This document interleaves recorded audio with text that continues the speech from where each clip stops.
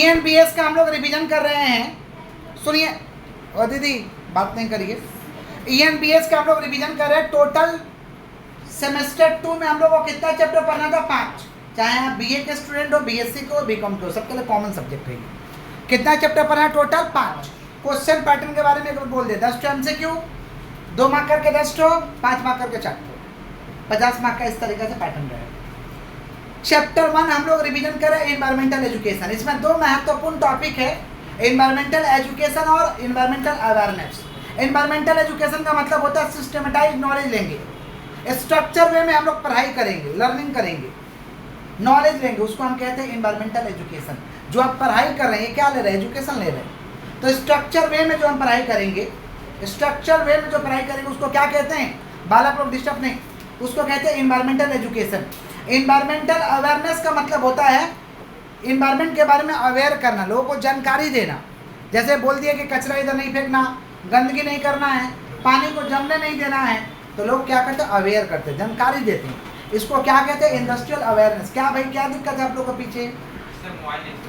Mobile के क्या दरकार है? बैठ जाइएगा, सुनिए ना, देख लीजिएगा, घर पे सुन लीजिएगा, देख लीजिएगा, बैठिए आराम से सुनिए, बात नहीं।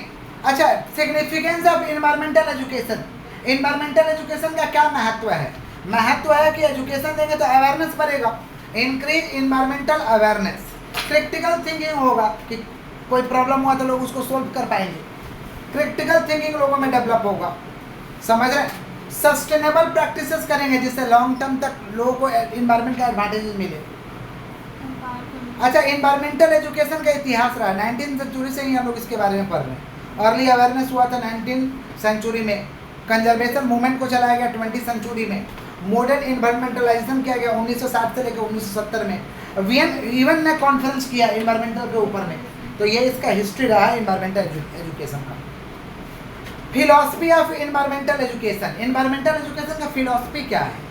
ये हम लोगों से इंटरकनेक्ट रखता है, समझ पा रहे? इंटर कनेक्टिविटी है, सस्टेनेबिलिटी है, लॉन्ग टर्म वैल्यू हम लोग को देगा, जनरेट करेगा, हमारी लाइफ वगैरह अच्छा रहेगा, लंबे समय तक अच्छे से हम लोग हर चीज़ को सर्वाइव कर पाएंगे। Next, the Tbilisi declaration. एक तिब्लिसी डिक्लेरेशन हुआ था 1977 में। इसमें कुछ की प्रिंसिपल पॉलिसीज बताए गए थे कि एनवायरनमेंट को किस तरीक़ा से हम लोग को एनवायरनमेंट के साथ रहना है, एनवायरनमेंट को किस तरीक़ा से हमें सेव रखना है, सेव करना क्यों ज़रूरी है, इसमें एक डिक्लेरेशन में बोला गया। इसी को हम कहते हैं द तिब्लिसी डिक्लेरेशन, जो कि 1977 में हुआ था। डिफरेंस पर है इसमें एनवायरमेंटल एजुकेशन और अवेयरनेस में। एनवायरमेंटल एजुकेशन और अवेयरनेस का हम डिफरेंस अपने से लिखवाए थे, तो दीजिएगा डिफरेंस कहाँ लिखवाएं? एनवायरमेंटल एजुकेशन और अवेयरनेस का डिफरेंस दीजिए। किसका कॉपी में लिखा हुआ भाई? यही तो नहीं, वो तो OLTP।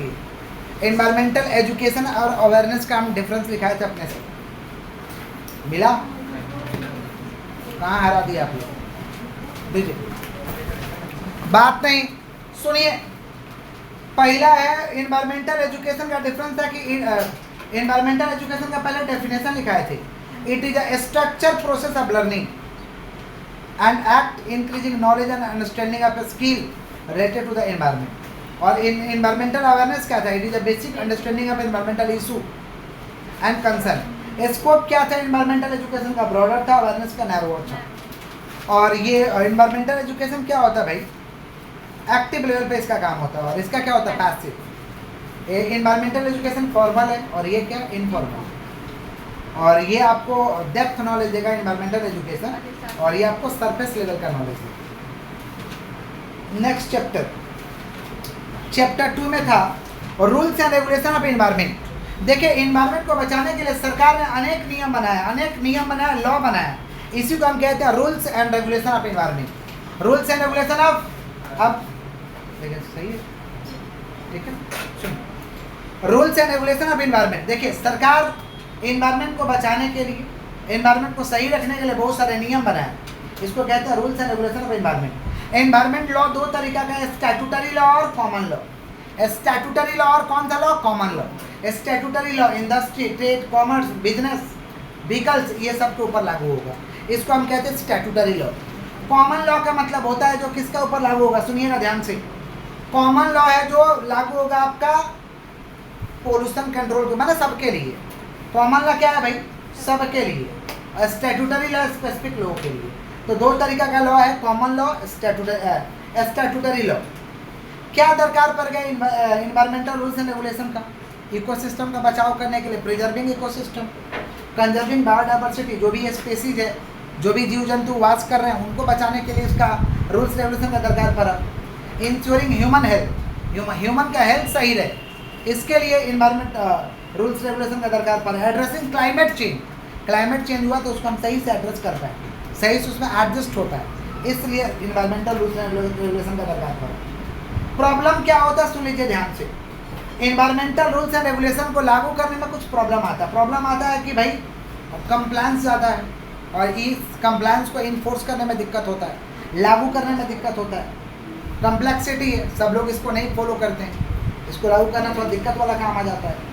Take an innovation, technology है, अब टेक्नोलॉजी आएगा तो भाई इन्वायरमेंट को क्षति पहुंचाएगा, उसके कारण हम लोग इन्वायरमेंटल रूल्स रेगुलेशन को लागू नहीं कर पाते हैं, प्रॉब्लम आता है टेक एन इनोवेशन के कारण। समझ पा रहे हैं? तो देखिए कंप्लायंस को इन्फोर्स करना थोड़ा कम्प्लेक्स होता है, लोग मानना नहीं चाहते, ये दिक्कत है। टेक इनोवेशन के कारण हम लोग इन्वायरमेंटल समझ पा रूल्स रेगुलेशन को लागू नहीं कर पाते। बहुत सारे हमारे देश में इन्वायरमेंटल लॉ बनाया गया, जिसमें है environment protection act 1986, air prevention control of pollution act बनाया गया था, एयर का क्वालिटी को सही रखेगा 1981 में। वाटर एक्ट बना था 1974 में ताकि जल प्रदूषण ना हो। फॉरेस्ट कंजर्वेशन एक्ट बनाया गया था, जंगल का कटाई को मैंने फॉरेस्ट को ख़त्म लोग ना करें, क्योंकि लोग फॉरेस्ट को ख़त्म करके खेत बना लेते हैं। वाइल्ड लाइफ प्रोटेक्शन एक्ट, जंगली जो जानवर है उनके लिए एक एक्ट बनाया गया था, the wild life protection act 1912। Biological diversity act बनाया गया था 2002 में।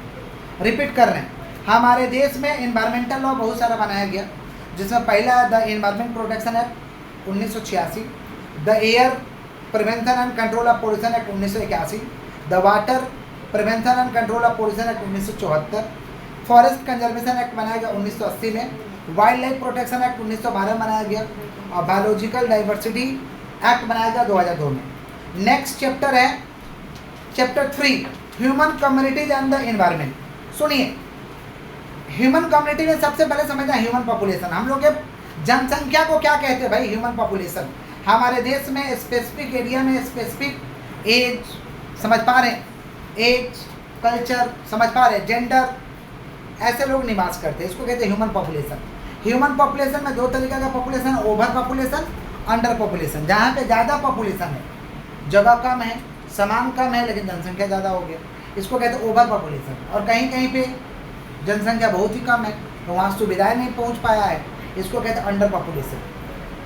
ह्यूमन पॉपुलेशन के कारण क्या? हाई बर्थ रेट, जन्म लोग ज़्यादा ले रहे हैं, डिक्लाइन इन मोर्टालिटी रेट, शिशु का मृत्यु दर कम है, शिशु को बचा लिया जाता है, बहुत सारे हमारे देश में सिस्टम है, शिशु का मृत्यु दर नहीं है। कल्चरल प्रेफरेंस, लोगों को लगता है कि नहीं रे बाबा पॉपुलेशन का होना ज़रूरी है, लोग चाहते हैं, संतान चाहते हैं, ये दिक्कत है। अर्ली मैरिज, जल्दी शादी का हो जाना, जल्दी शादी हो जाता है, इसके कारण समझ पा रहे हैं पॉपुलेशन होता है। कॉजेज ऑफ ह्यूमन पॉपुलेशन, क्या कारण है? ये तो डबल हो गया। चलिए, impact of human development, growth on environment. सुनिए, ह्यूमन डेवलपमेंट क्या, ह्यूमन पॉपुलेशन का क्या एनवायरनमेंट पे इम्पैक्ट पड़ता है, ग्रोथ पे इम्पैक्ट पड़ता है? पहले हैबिटेट लॉस। हैबिटेट देखिए, वाइल्ड लाइफ, प्लांट और जो भी समझ पा रहे जगह वगैरह है उस पर लॉस होता है, क्योंकि हम लोग क्या करते हैं, जंगल का कटाई करके, लकड़ी कटाई करके जंगल को साफ करके घर वगैरह बना लेते हैं, तो हैबिटेट लॉस हो जाता है उन लोगों का। सॉइल डिग्रेडेशन हो जाता है, ज़मीन का फर्टिलिटी कम हो जाता है, लॉस ऑफ फर्टिलिटी हो जाता है हम लोग के कारण। पोल्यूशन होता है, समझ पा रहे हैं? आगे बढ़ते हैं। Environmental factor effect human health. कौन कौन सा ऐसा फैक्टर है जो ह्यूमन हेल्थ को नुकसान पहुंचाएगा? एयर क्वालिटी, एयर का अगर क्वालिटी खराब है ह्यूमन हेल्थ को नुकसान पहुंचाएगा। वाटर क्वालिटी, वाटर का क्वालिटी खराब है ह्यूमन हेल्थ को नुकसान पहुंचाएगा। क्लाइमेट चेंज होगा तो ह्यूमन हेल्थ को नुकसान पहुंचाएगा। नॉइज पोल्यूशन होगा तो भाई दिक्कत है। समझ रहे हैं क्या बोले कि नहीं समझ पा रहे? नेचुरल डिजास्टर आ जाएगा तो ह्यूमन हेल्थ को दिक्कत करेगा, नेचुरल डिजास्टर। रीसेटलमेंट, रीसेटलमेंट माने दूसरा जगह जाकर के हम सेटल हो रहे हैं, वहाँ पे अपना घर बना रहे हैं, निवास बना रहे हैं, इसको रीसेटलमेंट कहते हैं। समझ पा रहे? रीसेटलमेंट के लिए क्या करना होगा? नया जगह चला। अच्छा, रीसेटलमेंट सरकार कब करता है? जैसे आपका जगह सरकार ले लिया तो आपको दूसरा जगह दी, तो जगह के साथ साथ पैसा भी आपको देगा, सब चीज़ प्लान करके देगा आपको, समझ रहे हैं। वहाँ पे कम्युनिटी बसाएगा, सोसाइटी बसाएगा, ताकि आप जाकर वहाँ निवास कर सकें। रिहैबिलिटेशन का मतलब होता है कि वहाँ पे इकोनॉमिक सपोर्ट करना, समझ पा रहे हैं क्या बोल रहे हैं, सोशल सपोर्ट करना, इंफ्रास्ट्रक्चर को डेवलप करना, माने ऐसा जगह जहाँ पे विकास नहीं हुआ है तो आर्थिक मदद कर देना, इंफ्रास्ट्रक्चर से रोड वोड बना देना, बिजली का सुविधा दे देना, वाटर का सुविधा दे देना, इसको हम कहते हैं रिहैबिलिटेशन। रिहैबिलिटेशन। बिश्नोई मूवमेंट हुआ था। बिश्नोई मूवमेंट कहाँ पे हुआ था भाई? सुनिए, 1730 में हुआ था राजस्थान। इसको अमृता देवी इस मूवमेंट को चलाई थी, बाद में बहुत सारे गांव वाले लोग आकर के जुड़े। किस लिए बिश्नोई मूवमेंट को चलाया गया था भाई? किस लिए? पर्यावरण को बचाने के लिए। जंगल का कटाई हो रहा था, ठेकेदार लोग आए काट रहे थे, वहां पे जाके इसको रोकी थी, इसको कहते हैं बिश्नोई मूवमेंट। चिपको मूवमेंट में क्या हुआ था? चिपको मूवमेंट कहाँ हुआ था? चिपको मूवमेंट 1973 में हुआ था, समझ रहे हैं। और एरिया कहाँ था भाई? ये कैमोली डिस्ट्रिक्ट उत्तराखंड का है। इसको सुंदरलाल बहुगुणा लीडर थे इसका, समझ पा रहे। बचनी देवी, चांदी, प्रोसोट भट्ट, ये सब थे लीडर। चिपको मूवमेंट में क्या हुआ था कि पेड़ को लोग क्या कर रहे थे भाई? काट रहे थे, समझ पा रहे हैं क्या बोल रहे हैं। तो वहाँ के लोग क्या हुआ कि पेड़ को बचाने के लिए एक पीसफुली गांधी जी के विचारधारा पे नॉन वायलेंस मूवमेंट किए थे और पेड़ से चिपक के खड़े हो गए थे, समझ पा रहे। 4 दिन तक ये आंदोलन चला। 4 दिन बाद देखा वो लोग कि भाई यहाँ कुछ होने वाला अब नहीं, समझ पा रहे हैं क्या बोले कि नहीं समझ पा रहे। ये किस लिए हुआ था भाई? इसी में चिपको मूवमेंट, वो तो है डिफोरेस्टेशन को रोकने के लिए। चिपको मूवमेंट में ही बहुत सारा ये लोग आ गया था, क्या बोलते हैं, ठेकेदार लोग, जो जंगल का क्या कर रहा था? कटाई। और ये बिश्नोई मूवमेंट में तो राजा अभय सिंह ऑर्डर दिया था। राजा अभय सिंह जो था वो ऑर्डर दिया था कि जंगल का कटाई करो, शायद उसको घर वगैरह बनवाना था, लकड़ी का जरूरत था, तो उसको रोका गया था बिश्नोई मूवमेंट में। और चिपको मूवमेंट में ठेकेदार लोग काट रहा था। 4 दिन आंदोलन चला। 4 दिन बाद क्या हुआ? गाँव वाला इतना प्रोटेस्ट किया, इतना विरोध किया पीसफुली, पेड़ से लोग चिपक कर बैठ गए, तो लोगों को वापस जाना पड़ा। कौन सा मूवमेंट का बात हो रहा है भाई? चिपको मूवमेंट। और भी इसमें बहुत सारा मूवमेंट था, जिसमें साइलेंट वैली था, इसमें भेजा नहीं है क्या? सुनिए, साइलेंट वैली मूवमेंट में क्या हुआ था? सुनिए,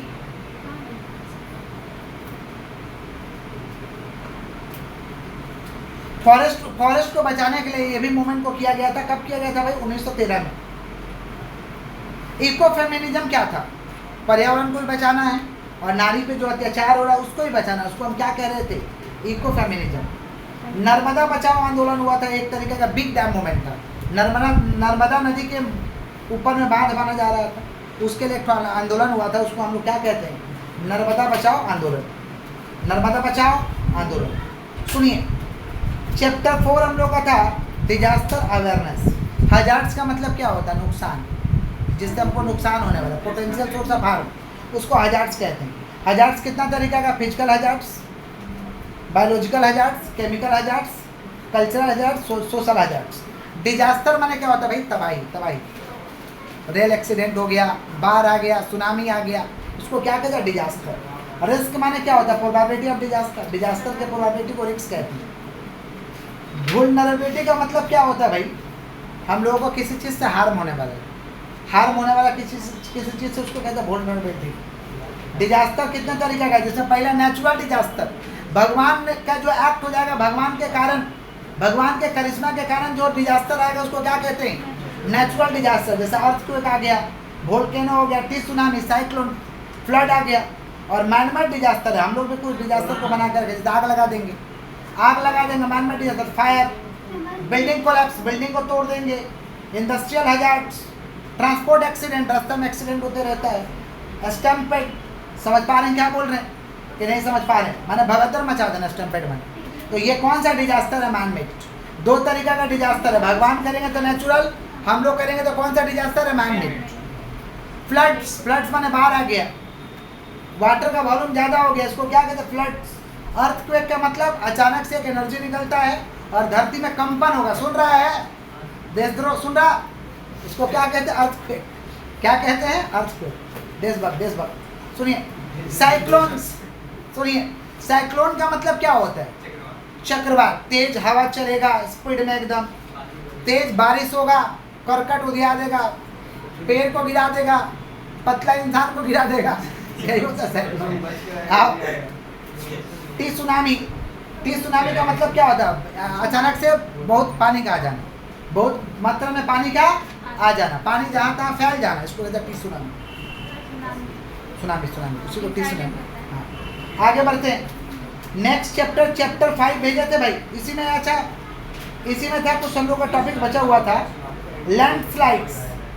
लैंडस्लाइड्स क्या होता है? रॉक्स का अचानक से क्या होता है, टुकड़ा टूटता है, उससे मिट्टी बनता है, उसको लैंडस्लाइड्स कहते हैं। बात नहीं, मैनमेड डिजास्टर, जो हम लोग डिजास्टर को बनाया उसको कौन सा डिजास्टर कहते हैं? मैनमेड। मिनीमता डिजास्टर में क्या हुआ था सुन लो, मिनीमता डिजास्टर में एक क्रोनिक न्यूरोलॉजी डिसऑर्डर हो गया था लोगों का, मेथाइल मरकरी, एक तो समझ पा रहे हैं? मेथाइल मरकरी जो था एक क्या था, केमिकल था जो कि गंदा पानी, बात है सुन रहा है? नहीं हो तो जाना, क्या दिमाग खराब कर दिया। सुना, मिथाइल मरकरी किसका बात करे भाई? मिथाइल मरकरी जो एक केमिकल था जो वाटर में मिल गया था। किसे मिल गया था? वाटर में। और एक तो बीमारी हुआ था जिसका नाम है मिनीमता डिजास्टर, न्यूरोलॉजी लोगों का डिसऑर्डर हो गया था। भोपाल गैस डिजास्टर, एक यूएन का कंपनी था जिसका नाम था यूनियन कार्बाइड कॉर्पोरेशन, उसमें गैस का रिसाव हुआ और इमीडिएट लोग, कई हजार लोग इमीडिएट मारे गए।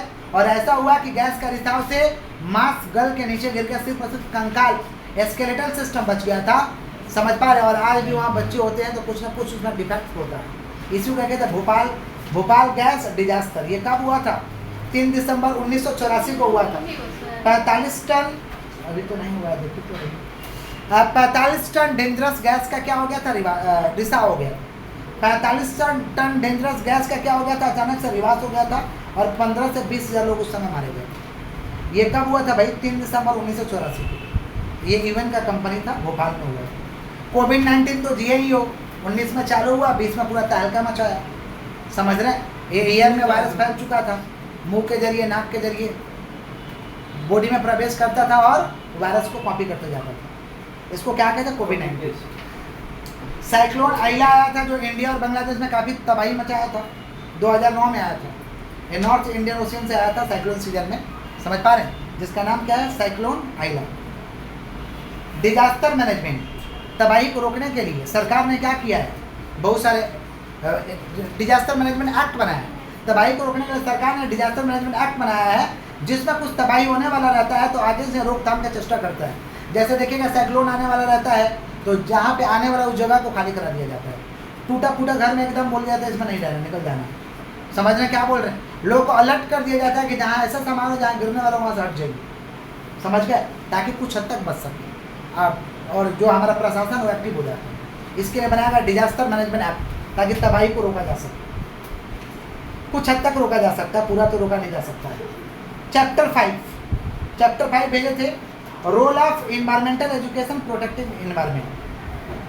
सुनिए, चैप्टर 5 का नाम था इन्वायरमेंटल एजुकेशन। देखिए, लाइफ लॉन्ग लर्निंग प्रोसेस है पूरा।